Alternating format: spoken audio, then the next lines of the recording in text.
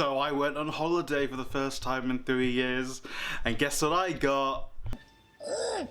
Readers, shut up. I got COVID for the first time. Yay! So I don't know what this video was going to be. I read one book on holiday, and it's not really a book I want to be talking about. It was a non-fiction book, so and I don't really think I can make a great video about it. So I thought, as I'm, you know, coughing my lungs out, why don't I give you a tour of the bookshelf you see behind me? Huh? Let's get to it. So if we start with on top of the shelf, we have, obviously, Unit 01 from Evangelion. Actually, the second most beautiful unit. I think Unit 7 is my favorite. The one, you know, when the movie's Asuka's inside and in the show Shinji's mate is inside. Need I say more? Love this. Obviously I've got my copy of the Quran. I always keep it on the top shelf, and then I got my chessboard behind it. Now for the top shelf we have here, this I think is the most interesting part of the bookshelf. As you can see, there's a lot of stuff going on here. This was supposed to be an exclusively Naruto shelf because, I'll be honest, I'm an absolute just loser for loving Naruto stuff so much. It's actually waned a little bit because I've started consuming other media more. But there's Naruto figures, the Pikachu ones. These, I think, both are birthday presents. Behind is another birthday present, which is like a Naruto light. You know those lights where, you know, turns different colors? I don't think it's charged, so it's there. On this side is all the Naruto graphic novels plus, well, not all of them, a bunch of Naruto graphic novels. To the last movie and the Power series. If you don't know, Power was, I think, supposed to be a movie for the 200 something anniversary for Naruto. I think 500th episode of Naruto. That's what Power was supposed to be. It ended up being a bunch of episodes like in the middle of the show, which didn't really make sense because it's obviously, because it's a movie, it's not canon, but the animation is fucking spectacular.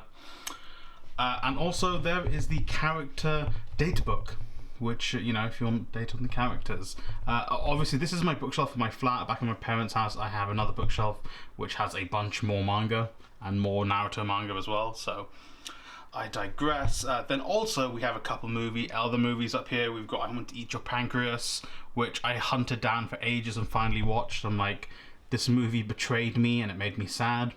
Cowboy Bebop. What else can I say? On Blu-ray. Let's go. Oh yeah, these are both Blu-rays, I believe, as well. On this side, we've got miscellaneous mangas, but Demon Slayer, that was a birthday present. Fist of the North Star, I think I saw it on sale, so I bought the first volume, and I mean, it's Fist of the North Star, it's a, you know, it's a must-have. And Berserk, first volume of Berserk. I have read a lot of Berserk, but I got the Dark Horse deluxe versions because I was like, well, you know, it's Berserk. I've only got the first one. It cost me nearly 100 quid, so, you know, I'm slowly going to be buying these. Not all at once. And I think the thing that's standing out in the very middle, which you might be like, what the hell is that? Oh, it's a Johnny Test picture. It's me with Johnny Test. Why? Well, I don't believe I've signed any NDAs, but also, you know, I don't want to talk shit about anyone. But just so you know, I was supposed to have written and had a episode of Johnny Test come out. Things happened, it never came out, and I'm still upset by it. But the studio made everyone who worked on it one of these, and that is a friend of mine who didn't want his, so I took it. On to shelf number 2. Shelf number 2 is my to be read shelf, I believe. I think almost everything here is the to be read. There's a couple I think that overflowed onto the other shelf. But yeah, these are all the books I've got in this flat. Obviously, I have left books at my parents' house as well that I need to grab, or when it comes time to reading them, I'll read them. So this is giving you a small hint into the books that I will be reading in the foreseeable future. It's kind of hard picking out one to read because there's such a variety of books here, but also there isn't. There's a lot of books by authors on similar topics and by authors from similar locations. So there's a lot of books by Japanese authors here. Like there's a Murakami book, there's Nata Sakawa, there is Kawakami books here. So it's like, yeah, there's a lot of Japanese books here, and I know there are some people who absolutely adore when I talk about Japanese books, and I will not stop talking about them. But I do want, to continue adding a variety to this. So, people who aren't looking for Japanese books, or even just for myself who wants to read a variety of books, I have those there to read. There's also a lot of non-fiction here, and non-fiction takes me a long time to read. A couple of interesting choices here, like Agatha Christie's Poirot book, Five Little Pigs. I don't know if I would make a video on that just because I'm not, that's not what my channel is for. I mean, I love Agatha Christie books. They're like the only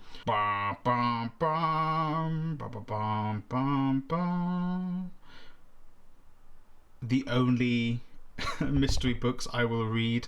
I'm gonna edit Poirot in that entire part where I wasn't saying anything. So yeah, that's the to be read section. There's a couple of interesting books here. If you zoom and enhance, if there's any books here that you see that you'd be interested in me reading sooner rather than later, let me know. God damn, we're in handheld mode. Okay, so this is the books read section plus some two hardbacks. This has been read. I think I made a video on this, and these are to be read.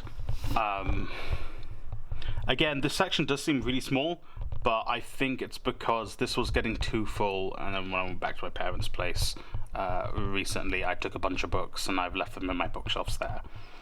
So yeah, this was actually given to me by a previous manager. I know the author of this, so I actually should read this fairly soon. I would be interested in making a video about this. Obviously, Kawakami will definitely make a video about. Normal People, I have heard mixed things about. Some people adore it, some people hate it. I thought I'd buy it because Sally Rooney's a nice person. And Pachinko is one I definitely want to be reading this year, and will definitely be making a video on. The next section we have is my writing and reference book section. Very, very messy, not super, handy for anyone other than myself. But there's also a Rocky DVD with all the Rocky movies. Just because I really like Rocky. I love you. If there was a way I could make a video about Rocky, I would. I'm gonna see if there is a novelization of Rocky. If there is, I will read that and I will make a very in-depth video about it. I'll make an hour-plus long video on a novelization of Rocky. There's a couple of interesting books here that if you're a writer I would recommend getting, especially obviously I specialize in screenwriting. Hollywood Standard, an absolute must-have. Film directing shot by shot is still very relevant for you if you are a writer. Roger's Thesaurus, just for writing in general, is good. I've made a video on this, but Manga in Theory and Practice is an absolutely fantastic book that you should absolutely have if you are a creative. It's such a good look into Araki's mind. Yeah, so, but there. If you guys would like me to make more book videos on my reference books, that would help. I think most of these notepads are full or half full. Rocky DVD and just a random mask, I don't know why, but Rocky DVD. And now we shall be moving on to the final section. Now, I like to call this shelf my Lord of the Rings shelf, because it's all Lord of the Rings plus Catan, and there was just nowhere else to put Catan. Lord of the Rings and Monopoly, Lord of the Rings Risk, which I've not managed to open because no one wants to play it. The Lord of the Rings trilogy extended versions. I got the Great Tales of Middle-earth, which you can't really see because of reflections. It's the three, like, Tolkien's three big non-Lord of the Rings books, apart from the Silmarillion and The Hobbit. So, Children of Húrin, Beren and Luthien, and The Fall of Gondolin. If you like Lord of the Rings, you'll know. This is beautiful. This is a illustrated version of The Lord of the Rings. I will maybe make a whole video on this. This is a fantastic looking thing. It's in its like cardboard cover at the moment, and I don't want to take it out because I don't want to cough all over it. So when I'm better, I'll make it. And these I think are my favourite Lord of the Rings books I own. They're little pocket-sized versions of The Lord of the Rings and The Hobbit, and they're leather-bound. Again, I might make a video just on my Lord of the Rings books and stuff. Let me know in the comments down below if you would like that. But these are beautiful. These are things I want to be keeping and passing down to my hypothetical children, touch wood. And yeah, that is my bookshelf. You know, you kind of see it behind me in my videos, and I thought, as I am, you know, struggling right now, I would make a video about them. And yeah, so I'm just gonna do a thing now, which is yeah, so that's my bookshelf. The rest of my flat is extremely messy, and it's gonna stay that way until I stop feeling like trash. But let me know in the comments down below what you thought of the bookshelf. Let me know your thoughts on making a Lord of the Rings video. I know it's not quite the thing I do here, and if any of the books on that shelf interested you. My god, I'm out of breath. I'm just standing. Oh my god, this COVID thing, man. I got all three jabs. Wow. But yeah, have a great day.